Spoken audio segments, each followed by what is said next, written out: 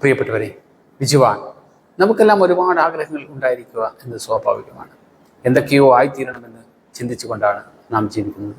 ചിലർക്ക് കൃത്യമായ ലക്ഷ്യബോധമുണ്ടായിരിക്കും, ചിലർ ലക്ഷ്യബോധമില്ലാതെ അറിയുന്നവരായിരിക്കും.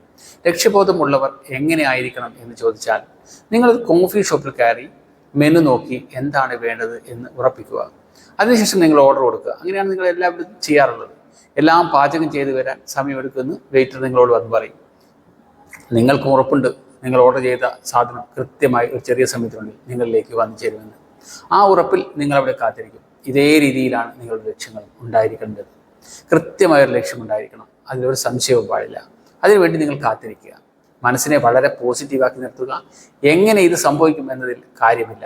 ആകർഷണ നിയമം പറയുന്നു, നിങ്ങൾ ഒരു കൊച്ചുകുട്ടിയുടെ നിഷ്കളങ്കതയോടെ അത് സാധിക്കും എന്ന് ചിന്തിച്ച് സംഭവിച്ചതായി ഇമാജിൻ ചെയ്ത് നിങ്ങളുടെ ആ ലക്ഷ്യങ്ങൾ സാധിച്ചു കഴിഞ്ഞാൽ എന്തെല്ലാം ചെയ്യുമോ അതൊക്കെ മാനിഫെസ്റ്റേഷൻ ചെയ്യുക.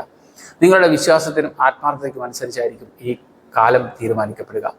കൂടുതൽ ആത്മാർത്ഥമായി ചെയ്യുന്നവർക്ക് പെട്ടെന്ന് നടക്കും, അല്ലാത്തവർക്ക് അതിൻ്റേതായ സമയമെടുക്കും എന്ന് ആകർഷണ നിയമം പറയുന്നു. ഇതാണ് നമ്മൾ പാലിക്കേണ്ടത്. എങ്ങനെ സംഭവിക്കും എന്ന് ആലോചിച്ച് അല്ലെങ്കിൽ വളരെ നെഗറ്റീവായി ചിന്തിച്ച് കാത്തിരിക്കുന്നവർക്ക് സംഭവിക്കുക സ്വാഭാവികമല്ല. പക്ഷേ കൃത്യമായ ധാരണയുള്ള ആളുകൾക്ക് കൃത്യമായി സംഭവിച്ചിരിക്കും. നിങ്ങളുടെ മനസ്സിനെ ക്ലിയറാക്കി പോസിറ്റീവാക്കി നിർത്തുക. Good bye.